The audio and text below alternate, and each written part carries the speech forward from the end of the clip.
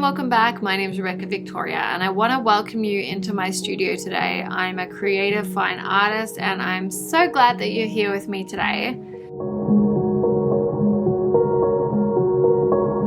Today what I wanted to chat quickly about was about my gratitude practice. I am someone that tries to write in my gratitude journal every day, and I think that it is really helpful. There are a lot of people out there who do gratitude journaling, and I think that everyone does it a little bit different. I want to talk about how I do it today. The first thing that I do is I like to set myself a timer so that I'm only spending a bit of time on it a day. I don't think that it needs to be this huge practice that is super unattainable. So I set myself, lately I've been doing a 10-minute timer because 10 minutes a day is super achievable. The next thing I do is I like to set the mood with music, and I create these subliminal and audio affirmation meditations. I have them on my channel so you can check them out if you would like to. They are really, really helpful, and I love how much of a game changer they've become in my gratitude practice. For me, I like to listen to them without the audible affirmations. So on my podcast, I actually just upload 2 versions of it, one with the audible affirmations and one with just the subliminals. And I find that really beneficial because it helps to prime my subconscious and really get it in the mood and really focus on the positive and really have my creative practice at front of mind during this journaling. So I highly encourage you to go and check them out either on my YouTube page or on my podcast. It is called The Creative Mindset Studio. And then the next thing that I do is I sit down in a really comfy spot. I like to try and find a spot where there is some sun shining if possible, because I think that the sun is a really important part of creating mood for me. I find that it makes me feel so much better when the sun is out. So I try to find a little sunspot and I get warm and cozy. I have my affirmations playing. I usually have a glass of water with me because it's so important to hydrate. And then I have just my journal, which it doesn't have to be an expensive journal. This one I just bought from Dollarama because it doesn't really have to be anything super crazy or intentional. It just has to be done. So I found this, it's a Claude Monet one, and I thought that was perfect for me. So I found this, and it's got lined paper in it, which is also helpful, obviously.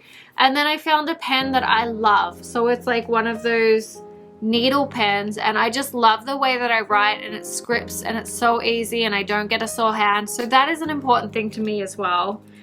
And the first thing I do is I sit down and I write the date, and then I write gratitude for now. And I write 5 things that I'm grateful for that morning or that day.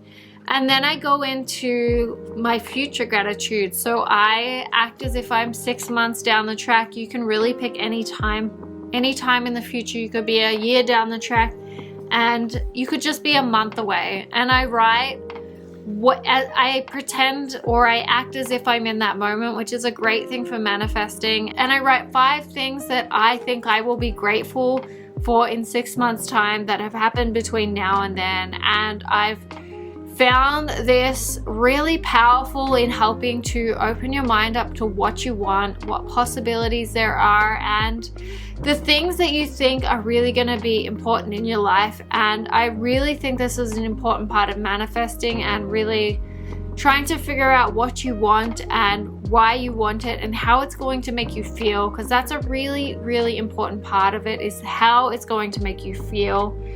And then I go into what my subconscious may be trying to tell me for that day.